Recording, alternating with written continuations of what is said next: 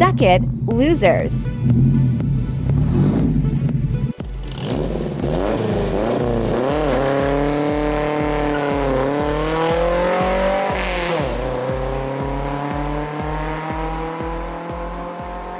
What is up, guys? Here we are back in the Oddfather's garage in the much awaited assembly of the Cosworth twin cam.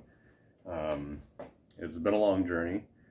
It's taken a long time for me to get all the parts together, and for whatever reason, getting the piston rings seemed to take an eternity.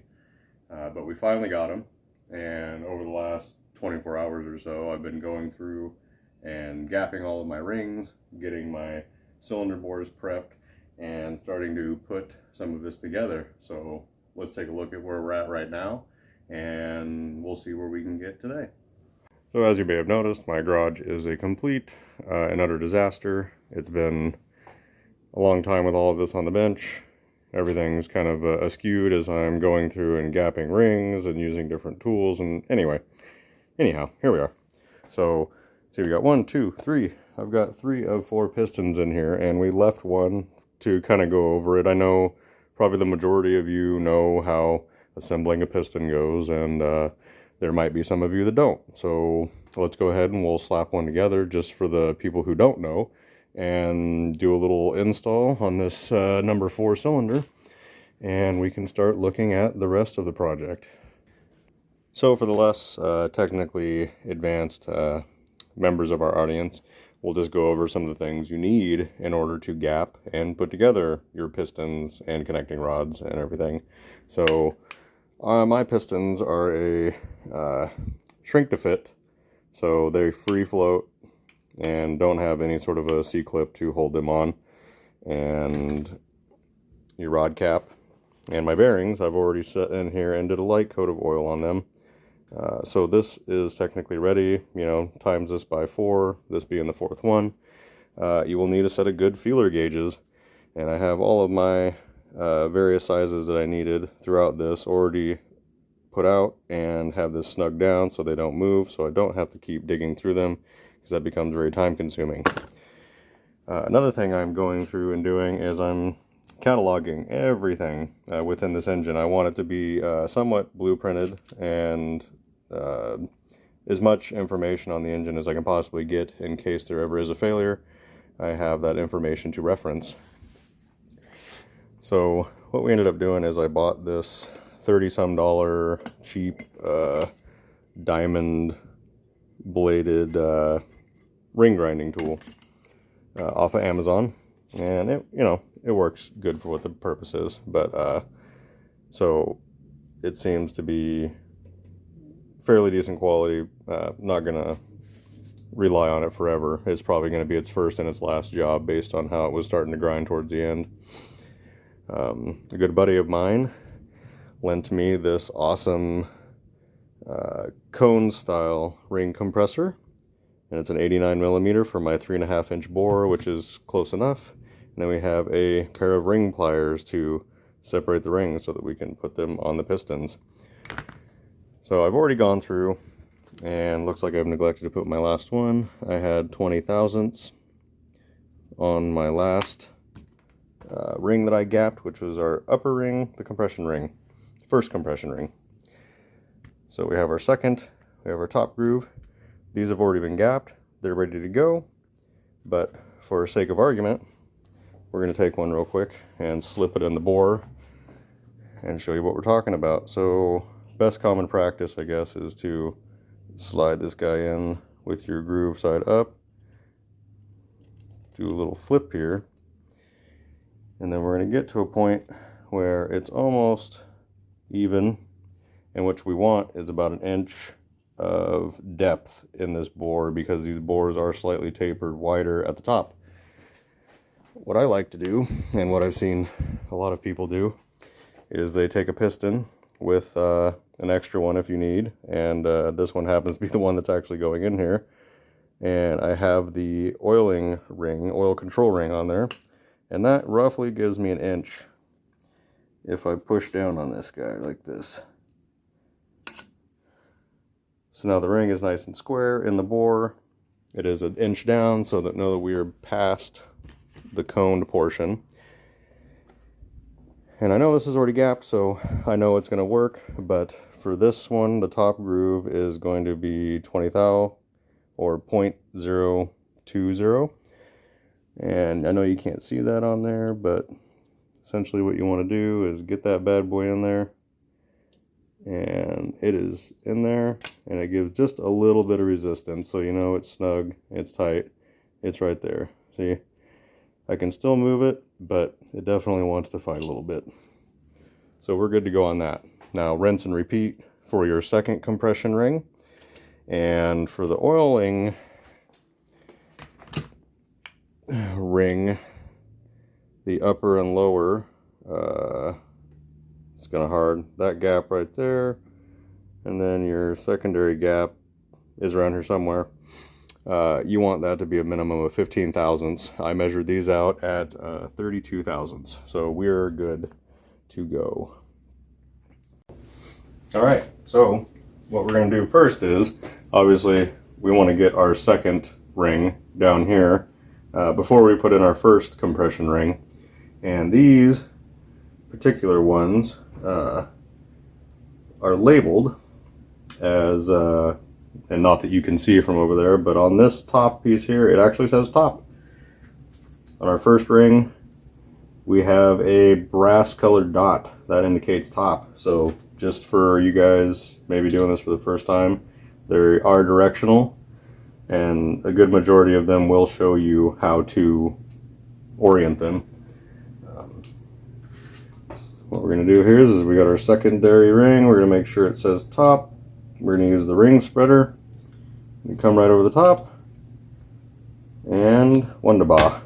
We are in. Make sure we got some good movement. Second one, dot facing up. Spread it. Spread it and forget it. I don't know if that works in this application, but all right. So everything's all good. Now the other fancy thing with this is you get this from the manufacturer with the rings, and it gives you your orientation. It can be different for some engines, but for this one, we're just going to follow that, and it should work out fine. Now we can get ready to put our piston in. I'm taking just a little bit of heavyweight motor oil and just giving it a slight lube before I stick this piston in here so that it slides in a little easy, or a little easier. You always want to make sure, obviously, your piston is facing the correct direction. I previously marked these so I know which direction it faces.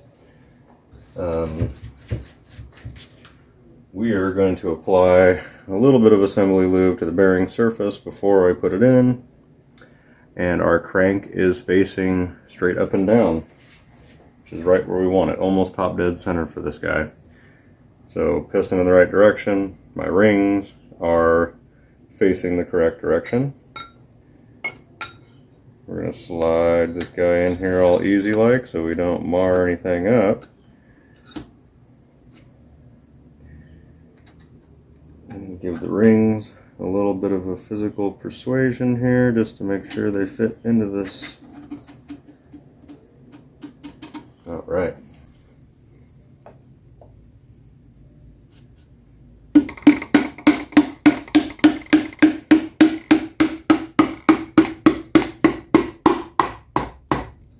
And there you have it. It is in the hole. Now I got the engine turned over. You can see our studs here for the end of our rod. I'm going to go a little bit of assembly lube here. And we'll make sure we give that a nice little bougie like that. Yeah, I mean, it sounds totally manly, I know. But it's going to add horsepower, guaranteed. And then we got our bolts. And for this engine, it calls out between 40 and 45 foot-pounds for the rods. So I've been doing a split the difference, and I've got it set to 43-ish, plus or minus a bit. Shouldn't be too much, but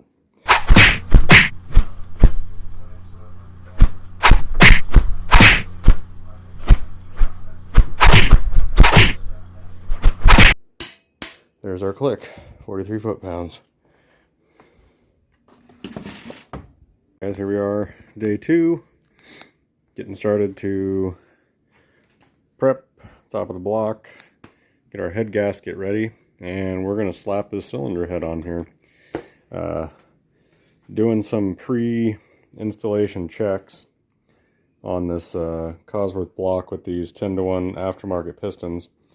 I don't know if you're going to be able to see this, but my pistons stick out of the cylinder bore, and by my rough measurement, by about 19 thousandths. Now, it's a little scary at first until I started doing some maths, which I'm not great at, but I can do some basic addition and subtraction. So we've got our new head gasket here, and measuring the thickness of the uncompressed gasket, we get about 94 thousandths, so not too bad. And just for a little bit more, I guess, relief on feeling confident that we're not going to slap a piston into the top of my combustion chamber, I measured this compressed gasket and we got about 45 thousandths. So with 45 thousandths and 19, I feel confident that we shouldn't smash into that.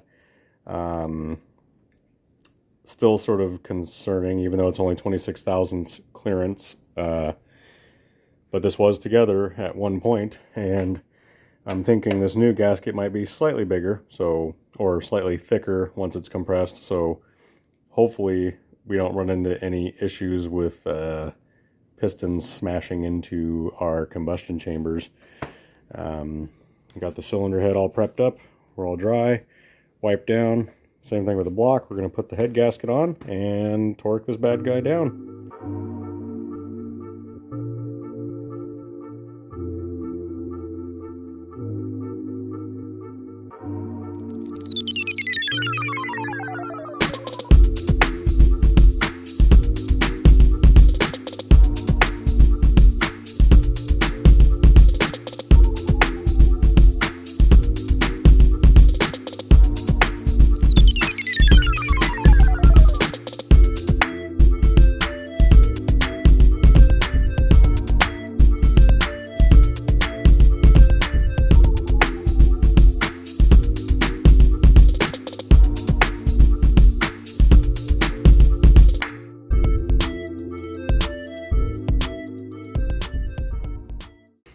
Alright, got all of our head bolts in.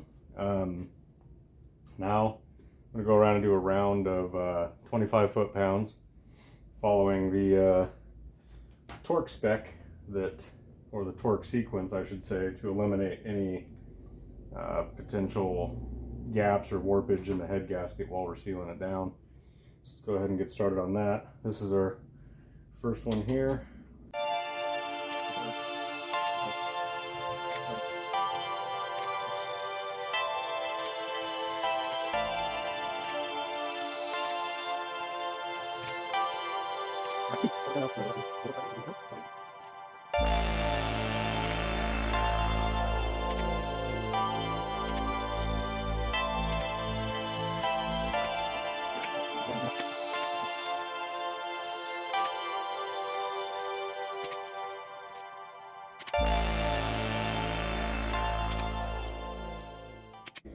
This next part is going to show the true colors of the struggle bus here. I've got the gaskets all prepped, everything is ready to go, and now I need to slide this cam carrier on without losing any of my tappets. Let's see what happens.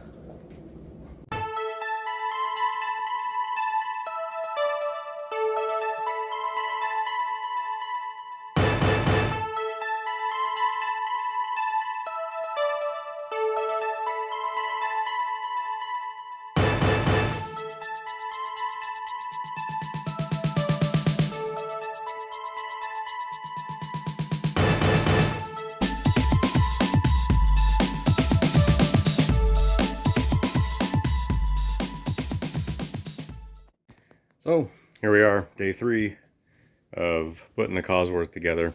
Did a bunch of stuff off camera, and just a bunch of boring accessory drive installs and stuff. So we can kind of go over what I did off camera to catch everybody up, and then we'll talk about where we're going moving forward.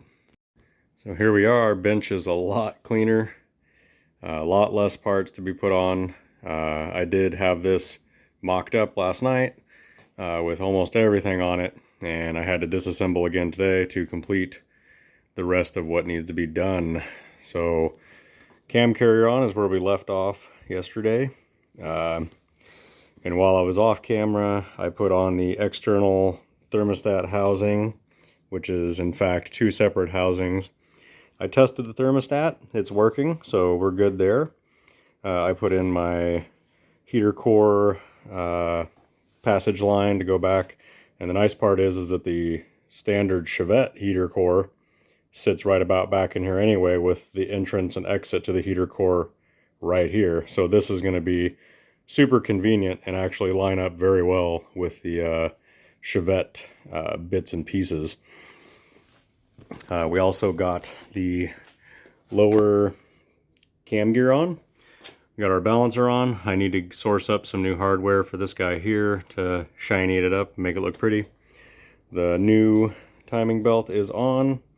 Right now I do have the cams in the correct position or synced. We also put on our external distributor drive housing, for lack of a better term. Funny little deal here is, if you'll remember from previous videos, this guy is actually driven off of the intake cam and has its own little micro belt, which is super cute. Don't know how much I trust this system, but I guess the guys have been using it for a while, so it must work and not fail too often. But looking at that, we have a mark right here on the gear for the distributor. We have the timing point, and we also have this guy here that, according to the manual, these two should line up. These guys, the dots on the cam gear, should line up, and our notch on the balancer should line up to 0. So we are ready for the timing belt, but I still have some checks to do between our buckets and our cam lobes to ensure that I have the proper clearance there. We got our alternator bracket on last night as well. Our water pump slash tensioner, which weird little Cosworth thing, I guess, is your water pump is also your tensioner for your belt.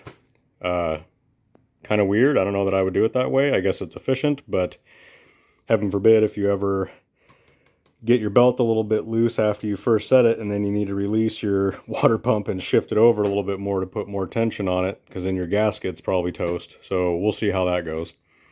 Yeah, I mean, beyond that, we obviously still need to get under here, put the oil pan on, put in my windage tray and the pickup tube.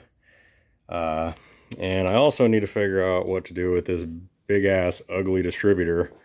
I'm not sure that I want to run this in such a nice motor, considering it's about half of the engine's physical weight. So maybe down the road we'll figure out a coil unplug style to clean this up a little bit, maybe bring it into the modern era a little bit, instead of using this dinosaur giant GM V8 distributor that they use on every engine they could possibly build. But yeah, we are getting there, guys. Super excited about this.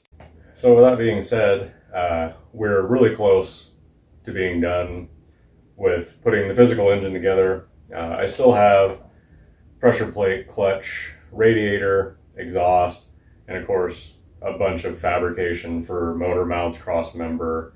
I gotta have the drive line made. I'm gonna go ahead and run with the factory rear end for now and just be nice to it, for lack of a better term. I'll try not to make it crippled, but the biggest thing right now is I feel like this swap might be held off for a while. Gas prices right now are crazy, and Charlie gets roughly 29 miles to the gallon on average, and I can't afford to do this swap and take down my MPG car. So until I can find either a Geo Metro that gets 50 plus miles to the gallon or another shell to stick Charlie's current engine and transmission into, I think this guy is about at a stopping point, at least until I can figure something else out for better gas mileage as far as a daily driver. That's not to say I won't continue moving forward on this and keep trying to get to a better spot and be a little bit more complete and a little bit more ready. I am overly excited about getting this done and getting it in the vehicle, but I also can't undercut myself and double my gas consumption and cost every week just to get this put in the car. I also have no idea what kind of gas mileage this engine is going to get. So the risk is a little bit too great right now with winter coming up. So moving forward, some of the episodes might just be small, little, hey, here's where we're at style episodes, but I guess we'll just cross this bridge when I can afford to get there.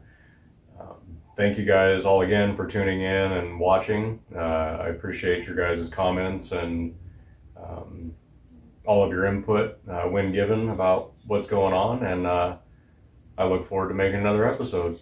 Thanks, guys. Oddfather out.